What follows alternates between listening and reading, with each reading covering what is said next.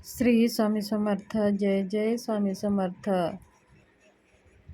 चला तर मग आज आपला विषय आहे श्री स्वामी समर्थांना संकल्प करून एक नारळ कसे ठेवावे आणि स्वामींना नवस कसं करावा. आपल्या इच्छा पूर्ण होण्यासाठी, आपल्या मनोकामना पूर्ण होण्यासाठी, आपल्या जीवनामध्ये जे काही अडथळे आहेत ते अडथळे पूर्णपणे कमी होण्यासाठी, आपल्या जीवनामधल्या ज्या काही संकटे आहेत, समस्या आहेत, काही प्रश्न सुटत नसतील तर ते प्रश्न कसे सुटावे, समस्यापासून आपल्याला सुटका कशी मिळेल, काही संकटांमधून सुटका कशी मिळेल, ते सगळे ह्या व्हिडिओमध्ये आज जाणून घेणार आहोत. व्हिडिओ स्किप करू नका, पूर्ण पहा. नवीन आला असाल तर चॅनलला एकदा सबस्क्राईब करून लाईक करून ठेवा, म्हणजे असेच नवनवीन माहिती मी तुमच्यासाठी घेऊन येत असते, ते सगळ्यांच्या अगोदर तुमच्यापर्यंत पोहोचते.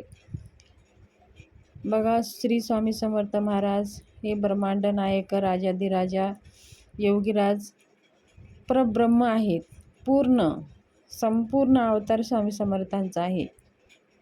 स्वामीचं जन्म कुठं झालेलं नाही आणि स्वामीची कुठे समाधी झालेली नाही आहे. स्वामी अचानक भूमीतून प्रगट झाले आणि स्वामी अचानक आकाशामध्ये अदृश्य झालेले आहेत. स्वामी ज्यावेळेस आकाशातून अदृश्य झाले तेव्हा सांगितलं होतं, मी कुठंही जाणार नाही, मी इथेच राहणार. म्हणून तर स्वामींची कृपा कितीही तरी लोकांना स्वामी कोण्या ना कोण्या रूपामध्ये येऊन दर्शन देत असतात, त्यांचं अनुभव आपल्याला होत असतं. म्हणून स्वामी गया नाही जिंदा आहे हे शब्द तेवढंच सत्य आहे. आणि भिवू नकोस, मी तुझ्या पाठीशी आहे हे सुद्धा शब्द नसून हे साक्षात वाक्य आहे, हे परब्रह्म शब्द आहेत, हे कल्परूप शब्द आहेत. आपल्या मनोकामनाला पूर्ण करणाऱ्या, आपल्या स्वामीवर भक्ती असणाऱ्याला एक साथ देण्यासाठी हे स्वामींचे दिलेले शब्द आहेत. मैं गया नहीं जिंदा हूँ आणि भिवू नकोस, मी तुझ्या पाठीशी आहे, हे स्वामीच्या तोंडातले शब्द आहेत, स्वामीच्या मुखातून आलेले शब्द आहेत. तर बघा, आपण आपल्या जीवनामध्ये स्वामी सेवा करूनसुद्धा काही वेळेस आपले प्रश्न सुटत नाही.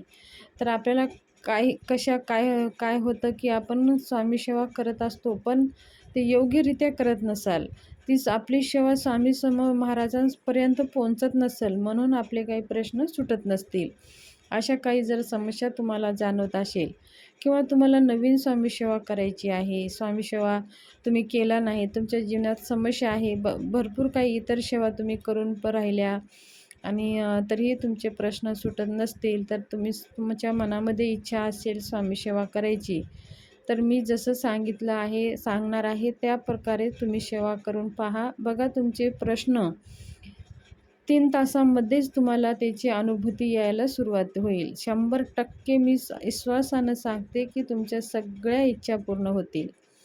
आता स्वामी महाराजांना संकल्प कसं करायचं.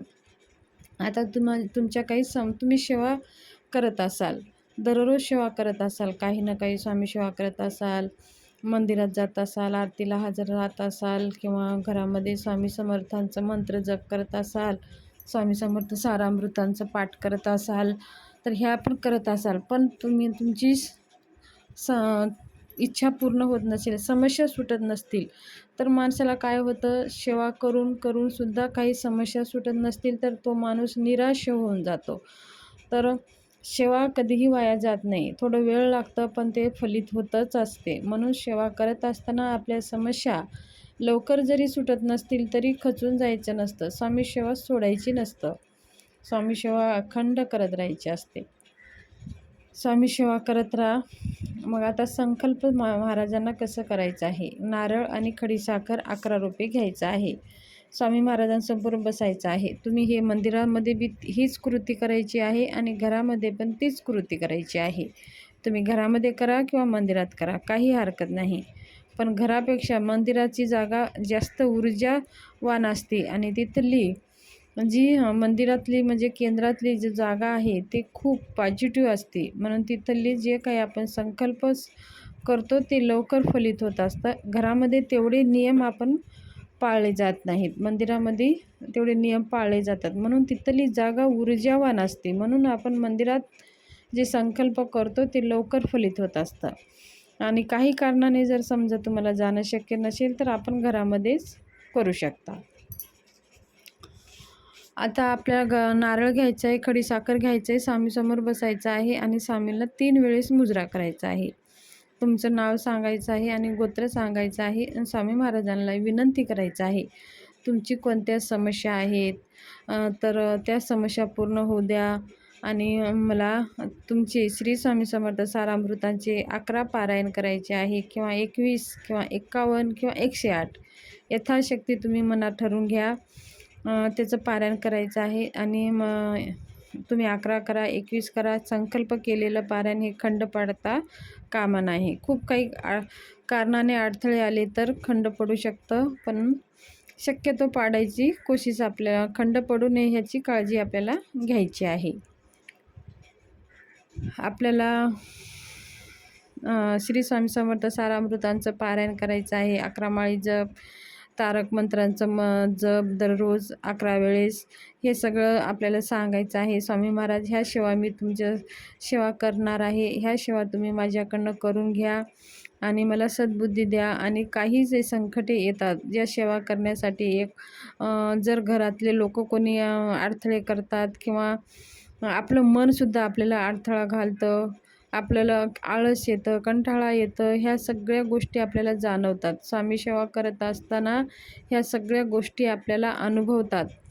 स्वामी सेवा करणं एवढं सोपं नाही आहे. म्हणून स्वामी महाराजांना सांगायचं आहे की ह्या सगळ्या काही वाईट शक्तीपासून माझं संरक्षण करा आणि मला सद्बुद्धी द्या आणि माझ्याकडनं तुम्ही करून घ्या. स्वामी महाराजांना ही विनंती करायची आहे. आणि स्वामी महाराजांना सांगायचं आहे, स्वामी महाराज, माझ्या समस्या आहे, कोणत्याही समस्या असू द्या, तुमच्या मुलांच्या लग्नाविषयी असू द्या, शिक्षणाविषयी असू द्या, नोकरीविषयी असू द्या, व्यापाराविषयी असू द्या किंवा घरातल्या काही समस्या असू द्या, आर्थिक अडचणी असू द्या, कोणत्याही समस्या स्वामी महाराजांना तुम्ही सांगू शकता.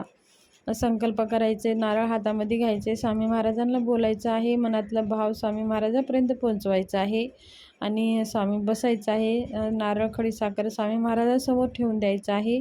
स्वामी महाराजांना तिरवार मुजरा करायचा आहे. डोळे झाकून स्वामी महाराजांचं थोडंसं 5 मिनटं ध्यान आपल्याला करायचं आहे. हे करून मग आपल्याला स्वामी सेवा करायला सुरू करायची आहे. आपण संकल्प पण म्हणतो आणि नवस पण म्हणतो. स्वामी महाराजांना संकल्प आणि नवस हे जवळपास सारखं एकच असतं. संकल्प आपण काही कार्यापूर्तीसाठी करतो आणि नवस की मी ही तुमची 11 पारायण सेवा करते आणि मी तुम्हाला हे माझं झाल्यावर मी तुमच्या दर्शनाला येते किंवा तुमच्यासाठी मी काहीतरी देतो, त्याला आपण नवस बोलतो. म्हणजे स्वामी महाराजांना आपण सांगून आलेलो आहे, म्हणजे आपण काहीतरी स्वामी महाराजांना बोलून नवस करून आपण आलेलो आहे. आपण नवस केलेला आहे आणि ते आपल्या इच्छा पूर्ण झाली की परत जाऊन ते स्वामी महाराजांना सांगायचं असतं, त्याला आपण नवस म्हणतो. तर अशा प्रकारे नवस करून संकल्प करून तुम्ही स्वामी सेवा करायला सुरुवात करा. बघा, तुमच्या जीवनातल्या सगळ्या समस्या दूर होतील. स्वामी महाराजांच्या कृपे आशीर्वादाने सगळ्या काही समस्या आपल्या हल होतील. आणि स्वामी सेवा करत असताना तुम्ही कधीही खचून जाऊ नका, मनामध्ये कधीही शंका आणू नका. धन्यवाद. शुभदेव जाओ.